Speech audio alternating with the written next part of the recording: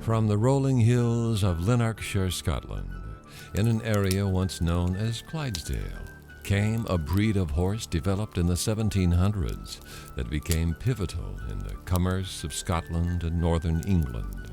Far from the cold fields of Lanarkshire, the Clydesdales make its home in the rugged landscape of northeastern Montana, where it now contributes to offering visitors and guests a glimpse of the historic past of this special region. Welcome to Sand Creek Clydesdales. Sand Creek Clydesdales is the ancestral home of the Harbaugh family, who have married their passion for Clydesdales with offering their guests the experience of a lifetime. Hello, welcome to Sand Creek Clydesdales. I'd like to have you meet my family and our workforce here on the ranch. This is my wife Bev, my son Wally, and his wife Christy. Also, our daughter Wendy helps a lot. The Harbaughs, whose great-grandfather was one of the first homesteaders here in 1910, have owned Clydesdales for over 10 years and were attracted to the Clydesdales for their docile, people-friendly temperament. Their Clydesdales have a good work ethic and a willingness to please not found in many breeds. The Clydesdales are the ideal hitch horse, which complements well the experience the Harbaughs offer to guests on their ranch. Several times a year, the Harbaugh family and their Clydesdales offer guests the experience of a lifetime by showing guests how life was well over 100 years ago and giving people a glimpse of actual history, allowing them the opportunity to live life on the open ranges of Montana, nearly exactly as the early settlers saw it when they first arrived. The Harbaugh's guests experience life in early Montana from the vantage point of an authentic wagon train, which travels over their 17,000-acre ranch, which is virtually as unspoiled as it has been for centuries. Without a utility pole or city light in sight, it's not hard for guests to imagine that they are indeed part of the early settlers of this land, crossing the hills and plains by wagon train and seeing it in almost exactly the same way the first settlers saw it when they arrived. In 1862, Congress enacted the Free Homestead Act, which entitled anyone who filed a claim to 160 acres of land, provided that they proved up the land, meaning they had to live on the land for a 5-year period. Although the size of land parcels and years to prove up the land changed in later years, it was still a formidable challenge for the early settlers to survive and carve out an existence in this rugged country. Because of its arid climate, farming without irrigation is difficult at best. Consequently, sheep and cattle raising were about the only means of survival in this region.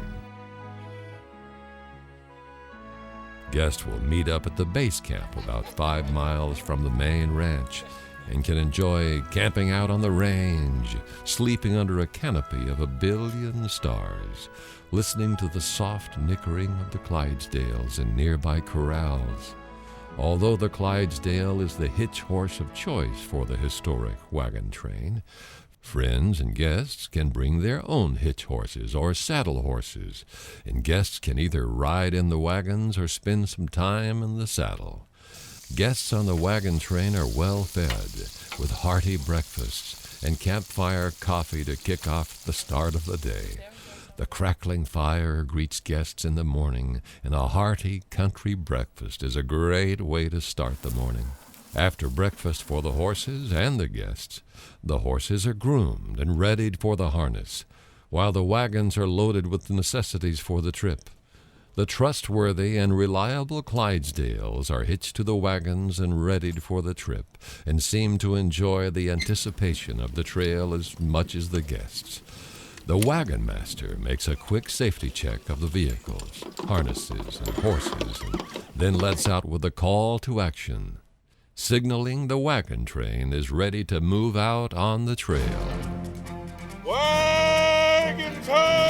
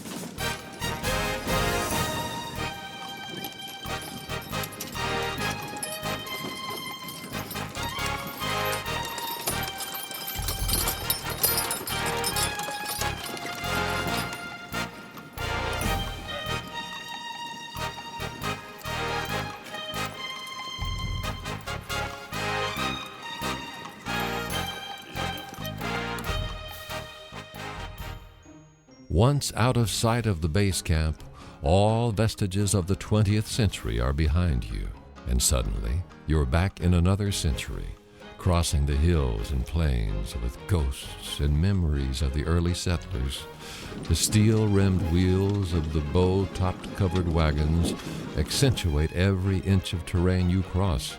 The creaking of the wagons and thundering of the Clydesdales' majestic movements echo back from the hills, plateaus, and stunning rock formations that await around each bend of the trail.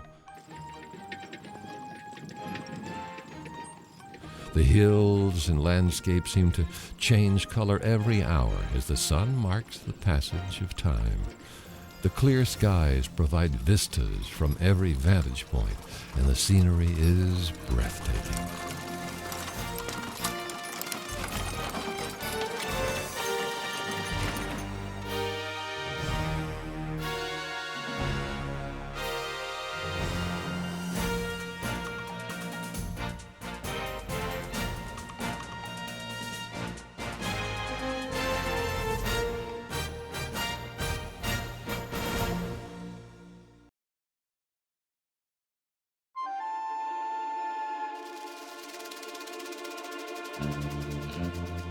This country abounds with wildlife, from deer, antelope, and elk to smaller local residents such as this horned toad and painted turtle, who seem to have inhabited this land forever and greet the guests much as they did the early settlers.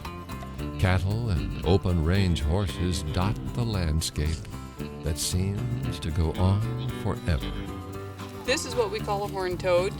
It looks to be a leftover from the dinosaur era. I don't know that it is. It just has that look. Their coloring blends in with their background wherever they're at. We have quite a few of them here on the ranch. From the remote hilltops, watching the wagon train come across the valley is a spiritual experience. It's hard to imagine what the early settlers were thinking, bringing with them their hopes, dreams, and expectations for a new life in a new country. Everything they owned, all of their earthly possessions, everything that was part of their life came with them in their small wagons. The Crow and Sioux Indians who inhabited this region must have known their lives would be changed forever by the arrival of the early settlers. The peace, serenity, and solitude of this area allows your imagination to marvel at what the experience might have been for the early settlers and inhabitants of this land. On the Harbaugh's Ranch, the wagon train visits several of the approximately 40 homestead sites where the early settlers tried to put down their roots. Many of the remaining structures the homesteaders lived in consisted of small one-room structures carved into the bank of a hillside, with walls lined with flat rock, hauled down from the nearby hill rock formations. The roofs were often sod, with perhaps a root cellar or chicken coop nearby. Walking around the remnants of the early settlers' lives, guests gain a deep appreciation for the conditions and lifestyle the early settlers endured. More than 80,000 homesteaders moved into Montana between 1909 and the early 1920s. By the late 1920s, almost 60,000 of them had either packed up and left or were sent off to fight in World War I. Walking around the ruins, guests will find pieces of metal stoves, horseshoes, wagon fixtures, and farm implements, which were abandoned when the settlers moved on. With the arid climate, remoteness, and beautiful but sparse terrain, guests will gain a deep appreciation for the courage and fortitude exhibited by the earliest settlers who tried to carve out life for themselves in eastern Montana.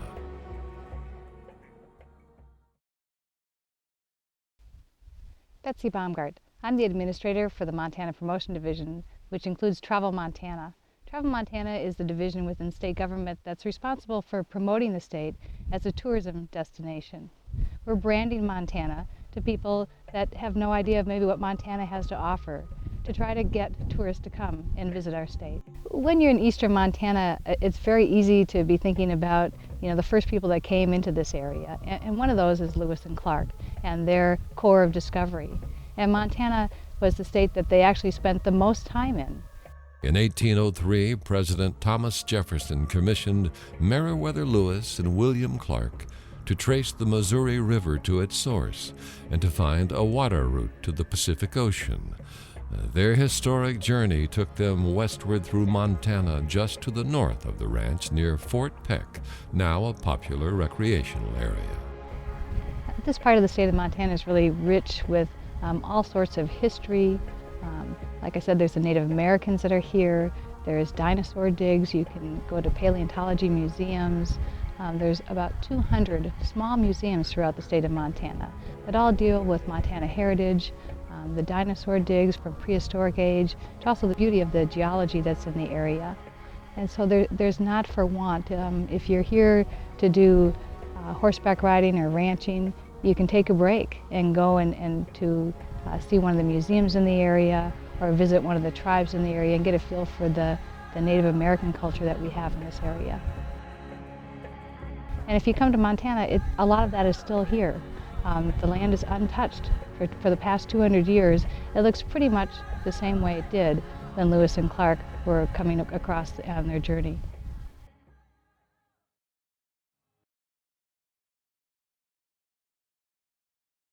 When you see a museum dinosaur exhibit from the Hell Creek Formation, more than likely it came from this area. Bone diggers, as the locals call them, are considered economic development for this agricultural area, and visitors throughout the summer can arrange to go on a real dinosaur dig, working alongside research teams and paleontologists. Families can have an educational adventure and experience the thrill of being one of the first people to see an unearthed fossil.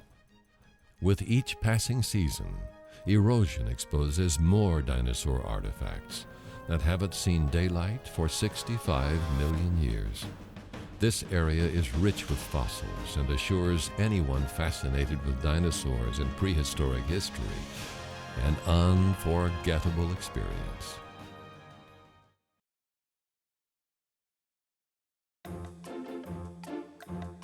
In the shadows of more stunning rock formations and hills, guests share more experiences and stories, and perhaps even catch a few winks before the wagon train moves out on the trail again.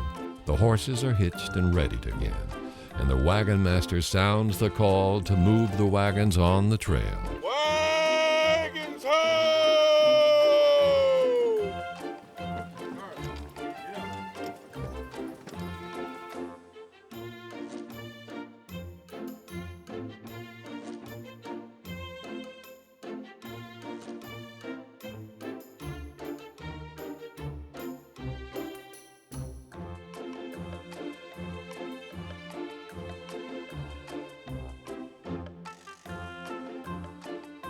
At the end of the day, the wagons rumble back into the base camp. The horses are unhitched and unsaddled and put up in the corrals with plenty of hay to work on before the next day's adventure.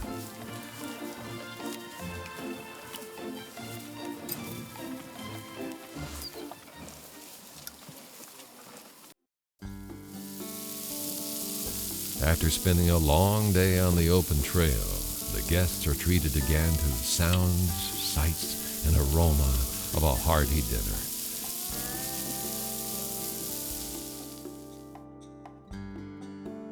An inquisitive gull from the area comes to survey the activity and then soars high into the sky and off into the glowing sunset.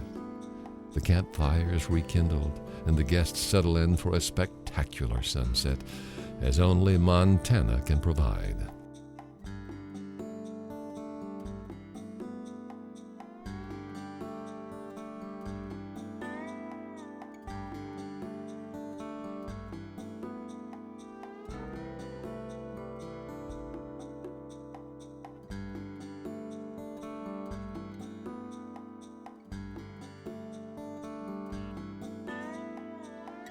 In the evening, The local historian, Jack McCrae, joins the guests to share with them the history of the local area and holds the guests spellbound around the crackling campfire, stirring their imagination with the colorful stories of the early settlers.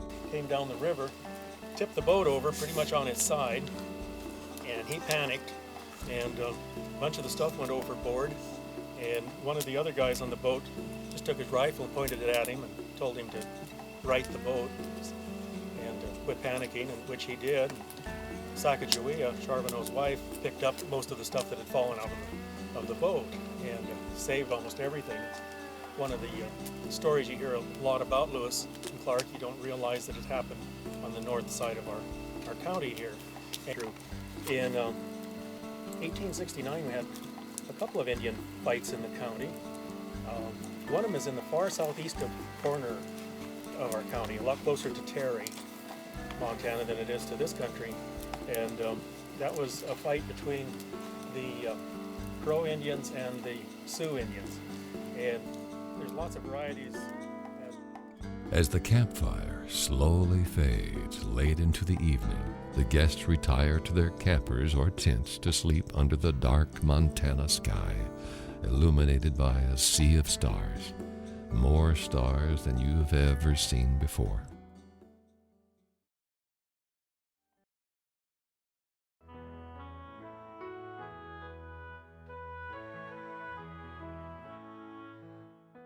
Morning. The sun peeks over the eastern horizon.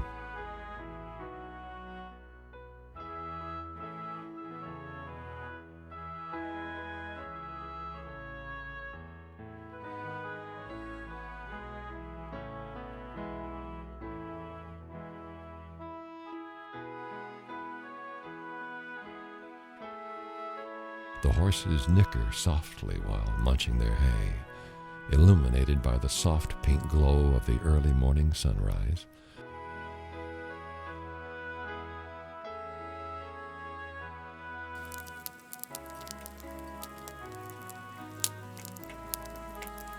The crackle of breakfast being prepared.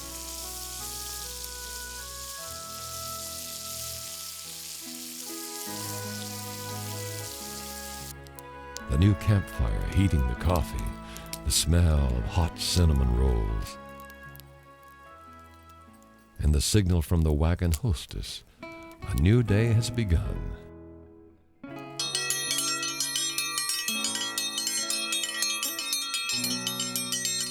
There's something both special and spiritual about being out on the open land, away from the things we know, being with nature and living as the early settlers did.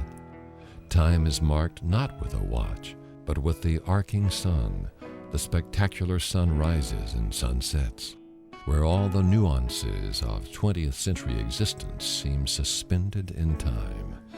You're back with the early Montana settlers, crossing and exploring the land just as they did, seeing what they saw, walking and riding the same earth they did, touching the same rocks they carved out of the hills to build their homes. You feel a bond, a kinship with the early settlers, and you experience the same range of emotions and feelings they must have felt, seeing this land for the first time as they moved west to settle out this great country. Each day on the wagon train is an entirely new adventure. The sun paints a new landscape each hour. You learn something new about the history of the area, from the dinosaurs that first walked this land to the early Indian tribes and settlers. Artifacts abound. You can touch a piece of history nearly everywhere. You'll understand why the Harbaugh's Clydesdales are the trail ambassadors of Montana. To experience the adventure of a lifetime, to live and see life as it was in early Montana, to travel the land as the early settlers did, to see the rugged and unspoiled beauty of Montana, to enjoy the hospitality of the people who call this land home. Contact Sand Creek Clydesdales for more information. It's an adventure in Montana you won't soon forget. Wagon Train!